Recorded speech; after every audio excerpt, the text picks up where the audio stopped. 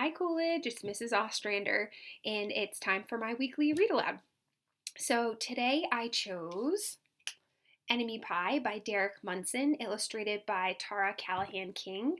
I'm really excited about this book, and actually, when I was a classroom teacher, I would read this book at least once a year to talk about friendship, acts of kindness, and giving people a chance to become a friend. So I hope you enjoy reading this book. And I'll be showing the pages so you won't see my face, but I will check in with you after. Enjoy!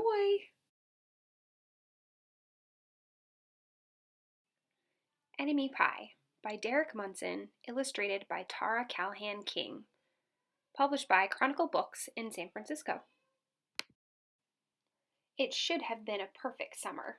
My dad helped me build a treehouse in our backyard. My sister was at camp for 3 whole weeks, and I was on the best baseball team in town. It should have been a perfect summer, but it wasn't.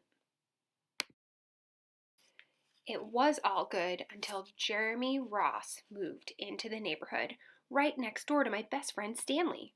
I did not like Jeremy Ross. He laughed at me when he struck me out at a baseball game. He had a party on his trampoline and I wasn't even invited.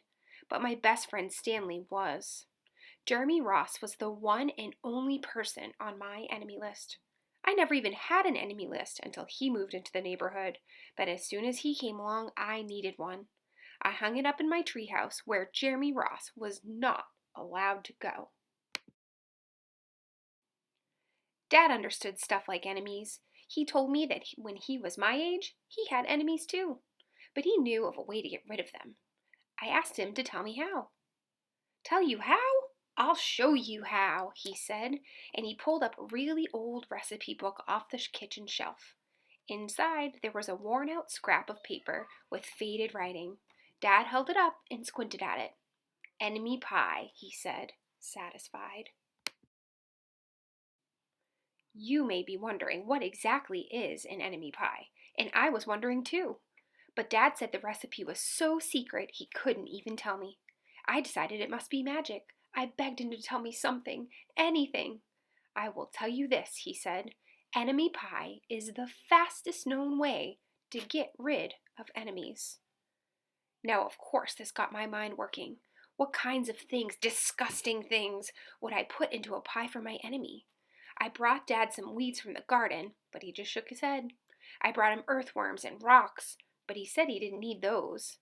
I gave him the gum I'd been chewing on all morning, and he gave it right back to me. I went out to play, alone. I shot baskets until the ball got stuck on the roof. I threw a boomerang that never came back to me, and all the while I listened to the sounds of my dad chopping and stirring and blending the ingredients of enemy pie. This could be a great summer after all. Enemy pie was going to be awful. I tried to imagine how horrible it must smell, or worse yet, what it would look like. But when I was in the backyard looking for ladybugs, I smelled something really, really, really good, and as far as I can tell, it was coming from our kitchen, and I was a bit confused. I went in to ask Dad what was wrong. Enemy pie shouldn't smell this good, but Dad was smart. If enemy pie smelled bad, your enemy would never eat it, he said, and I could tell he'd made enemy pie before. The buzzer rang, and Dad put on the oven mitts and pulled the pie out of the oven. It looked like a plain old pie. It looked good enough to eat. I was catching on. But still, I wasn't really sure how this enemy pie worked. What exactly did it do to enemies? Maybe it made all their hair fall out, or their breath stinky. Maybe it made bullies cry. I asked Dad, but he was no help. He wouldn't tell me a thing. But while the pie cooled, he filled me in on my job.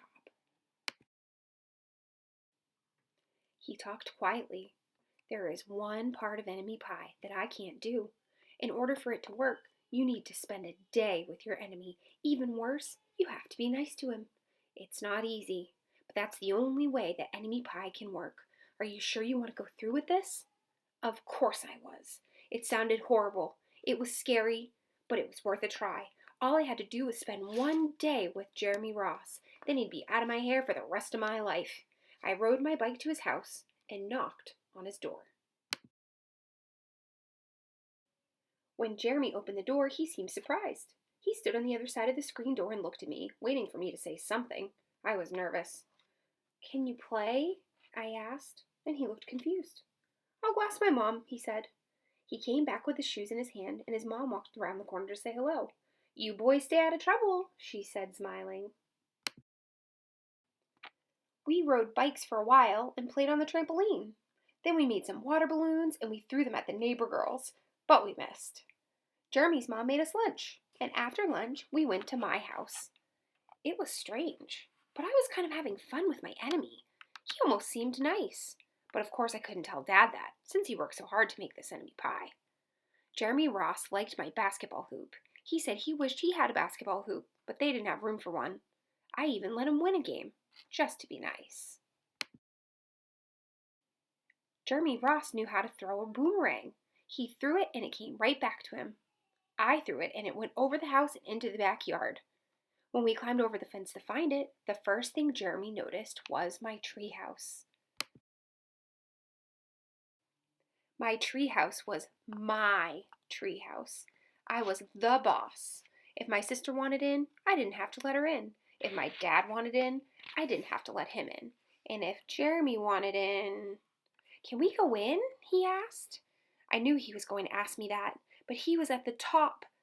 He was the top person, the only person on my enemy list, and enemies aren't allowed in the treehouse. But he did teach me to throw a boomerang, and he did have me over for lunch, and he did let me play on his trampoline. He wasn't being a very good enemy. Okay, I said, but hold on.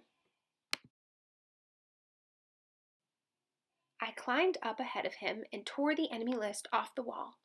I had a checkerboard and some cards in the treehouse, and we played games until my dad called us down for dinner. We pretended we didn't hear him, and when he came out to get us, we tried to hide from him. But somehow he found us. Dad made us macaroni and cheese for dinner, my favorite. It was Jeremy's favorite too. Maybe Jeremy Ross wasn't so bad after all. I was beginning to think that maybe we should just forget about enemy pie. But sure enough, after dinner, Dad brought out the pie. I watched as he cut the pie into 8 thick slices. Dad, I said, it is sure nice having a new friend in the neighborhood. I was trying to get his attention and trying to tell him that Jeremy Ross was no longer my enemy. But Dad only smiled and nodded. I think he thought I was just pretending. Dad dished up 3 plates side by side with big pieces of pie and giant scoops of ice cream.